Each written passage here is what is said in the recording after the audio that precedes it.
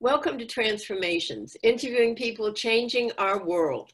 I'm your host, Diane J. Shaver, and as you see every single time, someone was touched deeply by an event or a series of events, and they stepped up and they did something and they became a world changer, and it's something we all can do. So today I have the privilege of interviewing Jennifer Goodrich, who is the CEO and president of Pivot.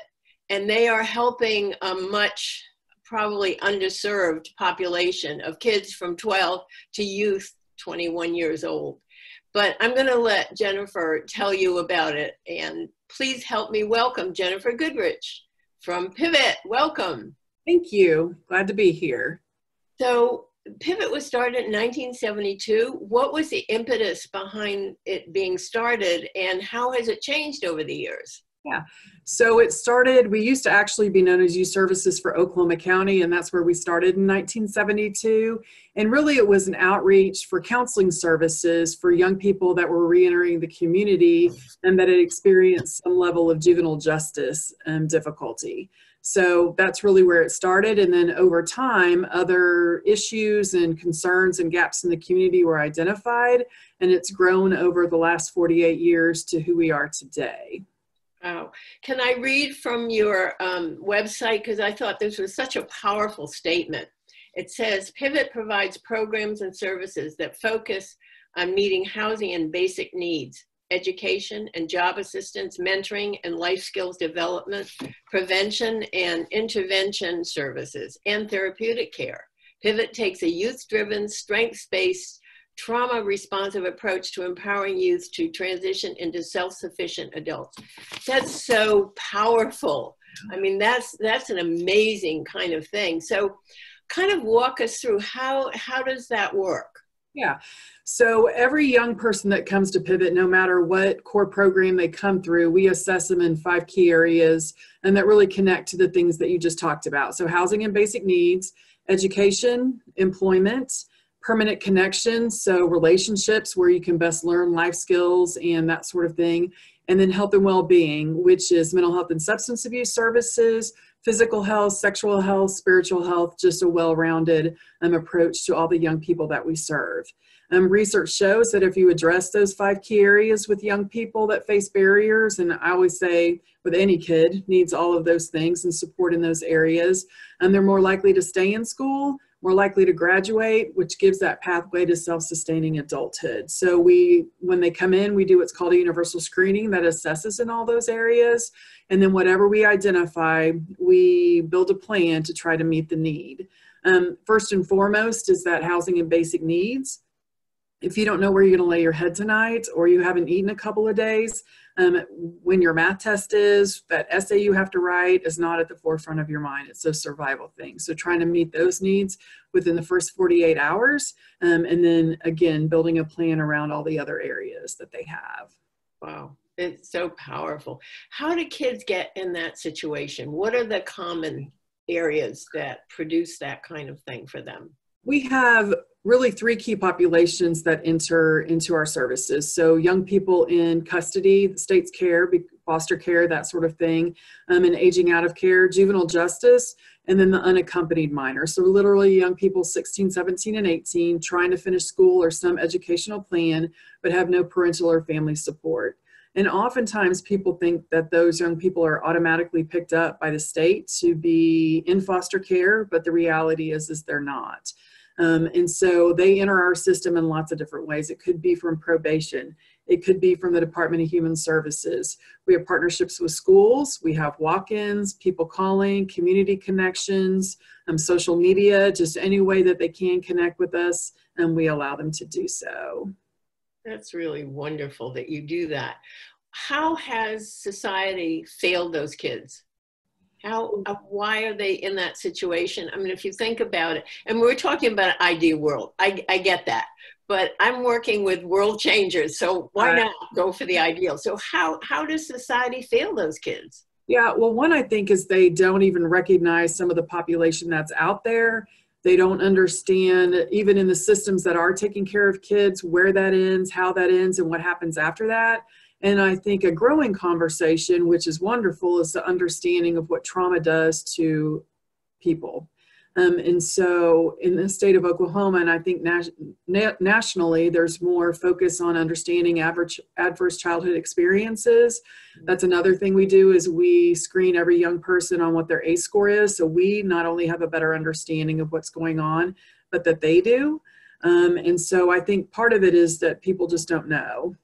And then second, if you recognize what trauma does to young people, you have to also understand that the traditional ways that we're used to dealing with issues is not going to work with that population. So when all you want to do is apply more consequences, it's all a give and take, that sort of thing, that doesn't work with this population. What they need is empowerment and connection to heal. I always say that most trauma happens at the hand of a relationship, so it can best be healed at the hand of a relationship.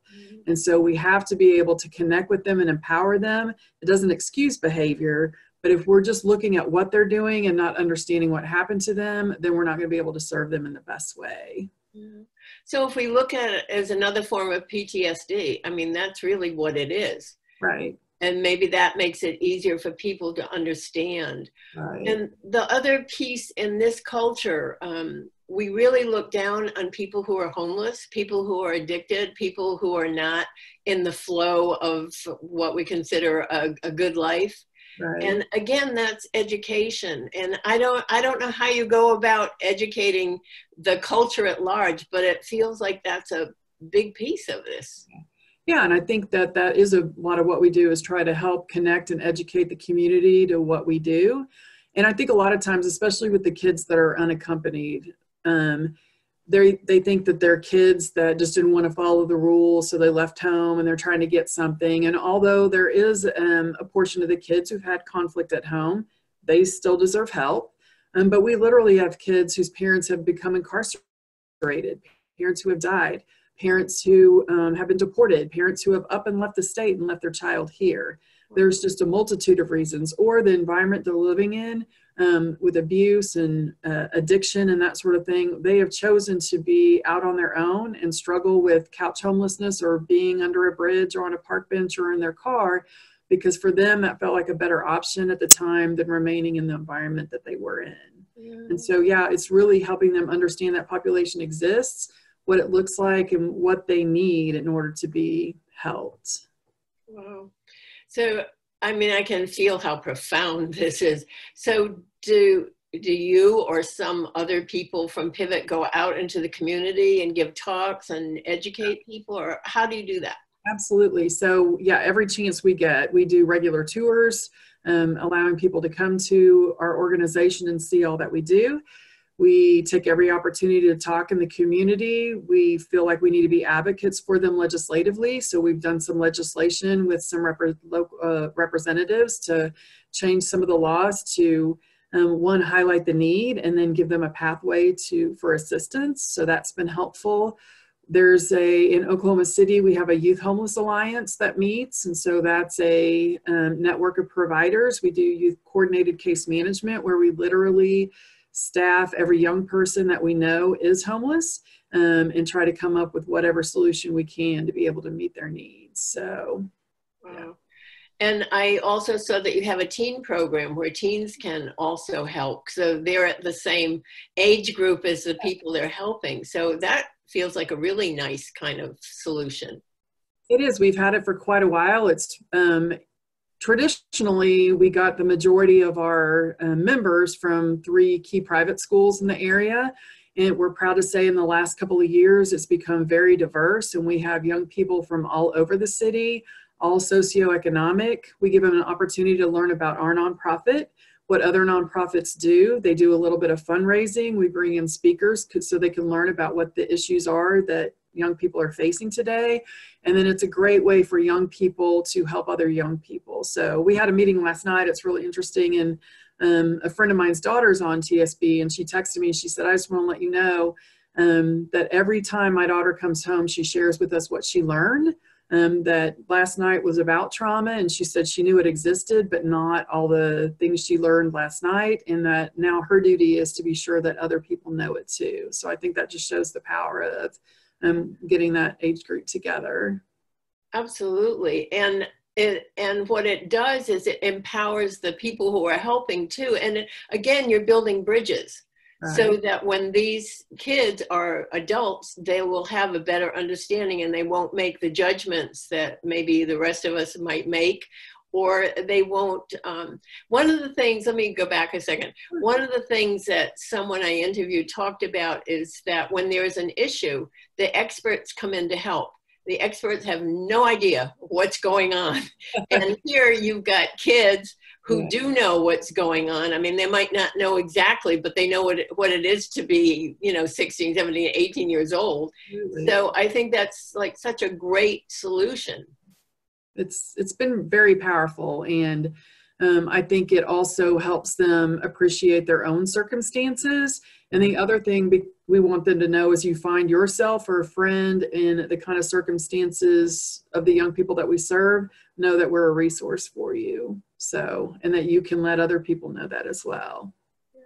So I see you guys, I see Pivot and the teen program as rectifying things that are going wrong in our culture. It's what I said to you. What do we do? And that's what you do. I mean, you put people together who are not in the same circumstances, so they begin to understand what it looks like. Right. And the judgment goes because they're involved in it. And I think what you're doing goes way beyond the immediate problems. I think this is part of solving what needs to happen in our world. I think that's how powerful what you guys are doing is. Thank you. So more of the same. So this is just in Oklahoma. So do you know of other programs in other states, or is this a very unusual program? The Teen Service Board? Yeah, well, what you're doing, what Pivot's doing. Well, I mean, we belong to an association of youth services across the state, and we have a lot of like programs. I would say the one in the state that's most like ours is Youth Services of Tulsa, where they do some of the same things. They do different things, and same for us. But I think one of the things that we find powerful is that if a young person comes here, that we want to be able to make it as much of a one-stop shop as possible.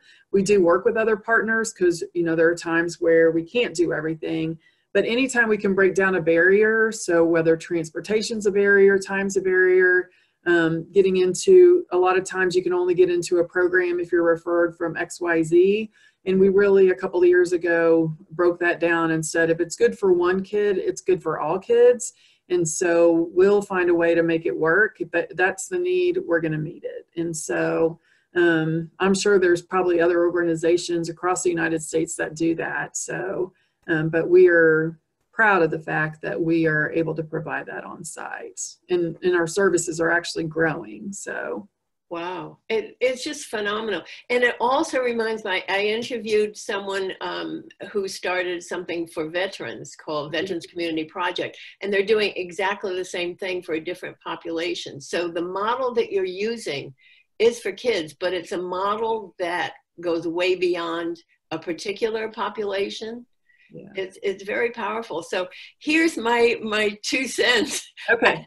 I hope that you go out and teach this in other places, this model, because it's very powerful and it removes judgment. It gives support, but it removes judgment and it promotes understanding. And it is way beyond just working with a particular population. So that's my 2 cents. I would love for you to go out into the world and tell people how this works, because it is amazing. It does, yeah. It's I've been at Pivot for 20 years. This last November, I celebrated my 20th year. So I've seen a lot of change over 20 years. Yeah. And I think that the most profound thing for me was breaking down those barriers and being able to say, it doesn't matter where you're referred from, you have the breadth of everything we provide.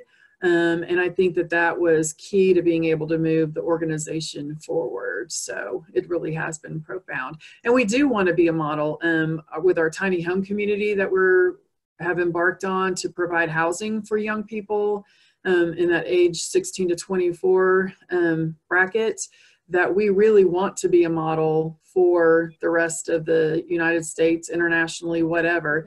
The reason we believe it'll be so impactful is because we do provide the support and services here, because we believe in housing first, but it can't be housing only. It really has to have the support of services. And these are kids that are still learning, that are struggling. And so they need to have that ready contact for it to be most effective. I always say we built the housing, and then we're assisting them in building their home, and then we're building humanity, because we have to be there for the person and provide what their needs are in order for them to have that, be that self-sustaining adult. Yeah. And what you're doing also is building trust in a population that probably doesn't have a lot. Yeah. Because they can see it over time. And a lot of times they come by that honestly. Like, it's very understandable why they can't, why they don't have that. So being able to provide that. Yeah. So do you do any programs for parents about how you treat your kids, and what do you do if a child is traumatized? Yeah, absolutely. We believe in family. We want everyone to have families. Sometimes if your biological family isn't going to be it, how do you build your network? But whenever possible, if reunification is possible, we work with the family system in order to be able to have that occur. We do parenting classes. We do classes with the child and to really discuss and figure out what the communication styles are, what are your frustrations, all those types of things. So absolutely. And again, I'm sure when you go out into the community, it helps to remove the stigma for homelessness. People don't have a good grasp of what creates homelessness, that it's not a character flaw, that it can be many things. Yeah, and it is, and especially youth homelessness. And one of the ways we try to educate the public is we do a youth homeless simulation. And so basically we have it set up. They come in, they get a bio of a kid we've worked with, they have tasks to accomplish on the back, and then we give them 15 minutes to accomplish all the tasks. They have educational, employment, their basic needs met, and then like some have a cell phone and $5. Some have, you have to walk, some have to take the bus. So if you're given the bus option, you literally have to sit for the first 3 minutes. You can't even move, but then you have to navigate all the tasks. And so it's really interesting to figure out how people are like, well, why did you go here first? So for some people, it's like, if I get a job, everything else will be okay. For other people, it's like, I need to figure out where I can stay tonight. And then when they get there, it's like barriers of you're too young, or we don't take pregnant individuals, or you can only access the pantry once every 30 days. So now we're closed, and those sorts of really help people understand the frustration. And this is all in one room. And we remind them that Oklahoma City is approximately 624 square miles. So if you're a young person trying to navigate that to get to all the places you need, how much more frustrating would that be? So. Wow. Do you think that other kids, not on your teen board, but do you think other kids have compassion for this population, or do they judge it? What do you find? Yeah, I think that it's a mix of both. I think a lot of people, I think a lot of times people's cure to homelessness is go get a job, which again, employment is part of that, but there's other things to consider first. So if I don't know how I'm going to get there, if I haven't bathed in 3 days, are they going to hire me? I don't have the non-slip shoes I need. And then a lot of times it's not even, it's the skill. So, what we do know from trauma is that you're much less emotionally developmentally than your chronological age. So if I'm a 16-year-old and I'm at McDonald's and someone's yelling in my face because I got their order wrong, I'm not going to respond as a 16-year-old. I'm going to respond as an 8-year-old, 9-year-old, because that's where I am emotionally. And that usually is going to be in the fight, flight, or freeze, because I need to survive. And I think those are all pathways to probably losing your job. And so it's really helping them build those skills before they can ever go get that job. And so just to go get one is not the solution. Yeah. I've seen a lot of compassion with young people. I know a 4th grader who, she and her mom made bags of hygiene and little snack products. And every time they're at a street corner where there's a homeless person, they pass one out. And that was her own idea at her very young age, to be able to say, we need to care for other people. So I think it's just we see both sides. Yeah. But this is changing the culture, and that's exactly what we need to do. So hopefully one day you and I won't have to have this conversation at all. About something else, exactly. Yeah.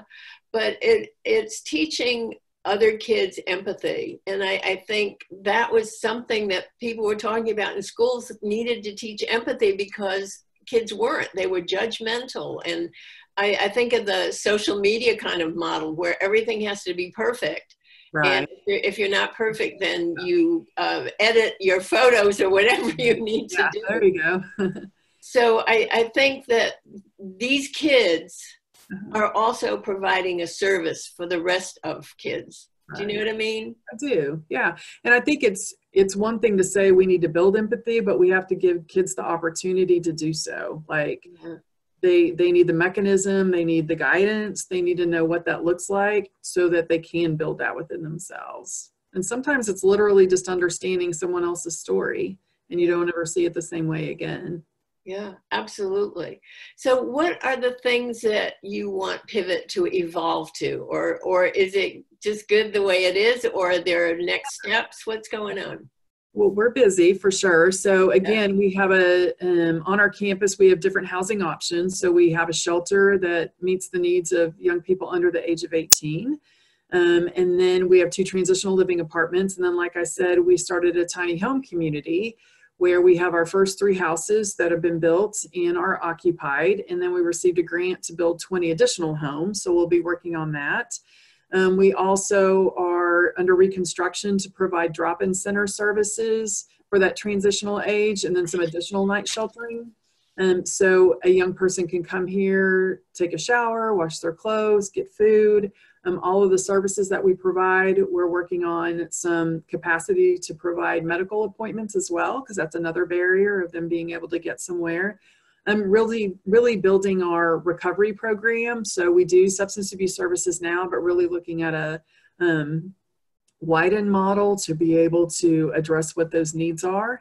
And then who knows what else will come up next. Wow, it's like full coverage. It's wonderful. Yeah. So how do kids who are homeless find you? I mean, if let's say they don't have other services, how can they find you? Right. So, and again, it's that outreach piece. So we have an organization in Oklahoma City, Mental Health Association, that does street outreach. So we're part of that coordinated effort so that they're getting the information out, that they can access us. Schools is another one. A lot of the young people we serve are couch homeless. They don't have stability of a place to stay, maybe for a night or two. So we get a lot of school referrals. We also are the lead organization in our local community Safe Place. And so we partner with OnQ, which is a local convenience store, the libraries and fire stations, so that a young person can go there if they need assistance, and then we would be called and someone would meet with them and we'd figure out what the best course of action was for them. So again, it's getting the information out. Social media is very powerful, especially for that age group. So we get a lot of Facebook or Instagram messages saying I need help and that sort of thing. So just a wide variety of ways. Wow, it feels like you guys have thought of everything. So what kind of help do you need from people who are watching this? What do you need? Yeah, so I think it goes back to me for that whole housing, home, and humanity. Everybody wants to build the structure or provide the support for those things, and we absolutely need that. They're amazing, they're wonderful, and they're the first step. But what we need is people to understand and support the fact that without all the services, which takes people to provide them, again, that success is going to be short term. And we can make just such a much bigger impact when we can surround them with all of those things. So, you know, as a nonprofit, obviously, money, we have an Amazon wish list. We have 5 pantries that we allow people to, our young people to access. Like I said, some pantries you can go to once a month. If a young person here needs to go every single day, we allow them to. So it's just a wide variety of different kinds of supports. And then again, first and foremost, is that getting the message out about what homelessness looks like and what barriers look like and what does trauma look like. Yeah. And the more we can all understand that and share that message, I think as community, as a nation, we'll start to change the way we respond to people. Yeah. And how many people are in your organization now? I mean, there's so much that you're providing, so it feels like there's got to be thousands of people. Like staff, or how many youth we serve? Any of the staff, people who are providers. We actually have about 54 currently staff, and we'll be growing with the drop-in center and night sheltering. And then last fiscal year, we served unduplicated 2,098 young people in our community. Wow. So making a huge dent. I yeah. mean, it's really amazing. I keep wanting to connect you with all these other people that I've talked with, and when we are through, I'll check with you and see if it's useful. If it is, it'd be great. If it's not, it's also great. It's like, because it just, I'm sorry, go ahead, please. No, I said I would love that, actually. Oh, okay, cool. It's just, there's so many needs. And again, everyone that I interview is addressing some kind of problem that's going on in our culture. And it gets addressed by individuals, by people stepping up and doing something. So your founder, who was your founder exactly? It was just a group of community-minded individuals that basically started it. And became a part of the Youth Services Association. And although I get the honor of speaking about all of this, it's really the people that do the day in, the day out, to be able to see how they connect with young people. They're the true transformers. So. But you all play a part. I mean, you all have a very important piece. You can't take one of you out or one of the things that you're providing out. So again, I just see this as such a change in our culture. I mean, you're educating people about life and what life is. And the other piece that I get from this too, that for the kids who are not in these dire situations, you're teaching them also that life isn't perfect and it's okay. Yeah. And that there's always a solution. However bad things look, there is a solution. And that's a very powerful lesson to teach. I agree. And it's exciting to see that part of it grow. And I think, like I said, having that diversity in the population as we move forward and it grows, I think they'll start to give us what the solutions are, because like you said, they know that age group, they know what the needs are, they know what they're struggling with. They probably can let us know. We also work with the Youth Advisory Board. So those are people who have actual lived experience with the issues that we address. And so we hear from them on a regular basis about what they need and what's important to them. And so in the space that we're creating for the drop-in center, we're asking them what's most important. We might think you need this, but they're like, that's not important at all. Something as simple as a small bottle of cologne was life-changing for one of the young people served. Like, to be able to take a shower and then have cologne afterwards, for him, that was a pivotal moment in his life. So being able to honor that and listen to what they say is vital.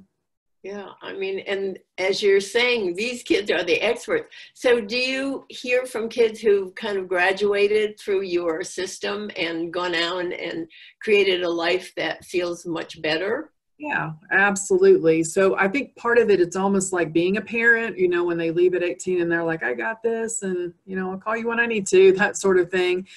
So oftentimes there's a little bit of distance, but many times, and we follow up. We don't just say graduation from high school is not the end of anything. That's oftentimes the beginning of something. So continuing to engage them when they go to post-secondary options, always knowing that they can return here. I remember one day when I worked in the counseling department, I got a call from the front desk, and they said, this guy's up here, he wants to speak to somebody. So I went up there, I brought him back to my office, and he had actually been part of our program 5 years before, and he had broken up with his girlfriend that day, and he was distraught, and he just needed somebody to talk to. And I thought, well, that's exactly what we want, is when you're in a moment where you need help, that you remember that we're here to provide that for you. So we try to follow up as much as possible and have many people stay engaged. It sounds like, the fact that he did that, he knew it was a safe place. He knew that there would be some kind of help there. The other thing that, this is me, but the other thing that I think about, do you ever have these kids write their stories about how they go through the system and how they get to the other side? Yes. Not as intentionally as we probably need to, but oftentimes, yes, we'll be able to not only gather it, but help them share it. So, you know, helping them understand what you have a right to keep private. That's all on you. Make that decision. We don't make that decision. But definitely therapeutically, give them the opportunity to understand how powerful that is. Yeah. But yeah, being able to share your own story can heal someone else. Absolutely. Absolutely. And also it's a testament to what you guys provide, and that people do go through all of that and they come out the other side. It doesn't end with the trauma. It ends with some kind of resolution, and not perfection, because that's not what we're after. Right. But yeah. Did you ever see the movie called Freedom Writers? WRITER? I actually got to see her speak once. Yeah. Yes. The teacher. Yeah, it was profound. And it's kind of what you're doing in a deeper way, a wider, deeper way, but it's the same kind of thing. It is giving dignity to someone's experience, and instead of judgment, and providing understanding. And I'm sure that the kids understand one another too, and that allows them to be magnanimous and to give support. Even when they're in dire straits, they have something to give. And that's a powerful thing, to know that you have something to give no matter what situation you're in. Yeah. One of our programs, it's a 6-week program where they do a variety of different groups. And one of the groups in there is a character building group. And basically what it does is it helps them identify their own character qualities, and then how do you recognize them in someone else, and then which ones do you want to build within yourself. And at the end of 6 weeks, they do a pay it forward project where they go into the community and do something for other people. And it's always interesting to me to see some of their own perceptions, and then how they change over the course of even 3 hours of doing the project. So they've done things like pass out bags of necessities downtown to the adult homeless population. And sometimes the start of the conversation, and these kids have had challenges themselves, would be like, well, they just need to get a job, they need to do this. They chose that. And by the end of the time of interacting with them, they understand that's not the case. So not only do they have a greater understanding, but they also see that they were able to provide that for someone else. And oftentimes they don't get that opportunity. Again, it's that pathway to not only teach empathy, but how do you practice it? So, yeah. And it's very powerful to know that you have something to give. Yes. And every human being does have that. And sometimes I'm sure with these kids, they probably don't feel like they do.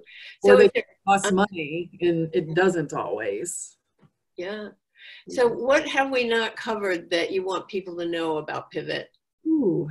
We covered quite a bit. So again, I think you touched on it. We do a lot of things, and we're proud of all the things we do. Nothing is ever perfect. And so we're always learning. And we want to be we want to be a leader in the community, but we definitely collaborate. We want to be a support to other organizations. We know we need their support. And so just trying to be sure that we establish that culture, and then also we're looking forward to what's the next problem that needs to be solved before anybody else knows that it's a problem. Wow, I love that. That's a really beautiful thing. And I just want to say what a beautiful soul you are, that this is your passion, that this is what you want to do. We need more people like you on the planet. This is absolutely wonderful. And the other thing that went through my mind, I coach entrepreneurs as well, but it would seem to me that part of what you're doing would be a really good paid keynote speech for companies. So just saying. Okay. And also to make part of that a program for teaching empathy, and that can be a paid program as well. So just saying, there's something in your spare time, Jennifer. But I see some of this as a way for income to come in, and also it connects different parts of the community. Sure. Just saying, you know. All right. But I also want to connect you with some other people, and when we're off the recording, I will do that. So any last words to people who are watching? Just thank you very much. And I think it comes down to, I can make a difference, but every single person on this planet can. And I think it's important to find what that is for you, and dream big when it comes to that. I love that. And there are no barriers. I love that. So Jennifer Goodrich, CEO and president of Pivot, doing fabulous work, wonderful work in the world. Thank you so much for being here. I so appreciate you. Thank you. I really appreciate the opportunity. Oh, thank you. And hang around for a minute after. Okay. And I want to thank our audience for being with us again on Transformations, interviewing people, changing our world.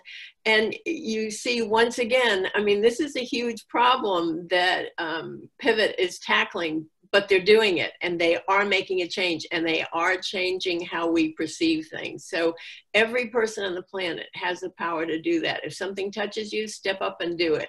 So this is Diane J. Shaver, your host, saying join us again when I interview another world changer, and maybe one day it will be you. Bye.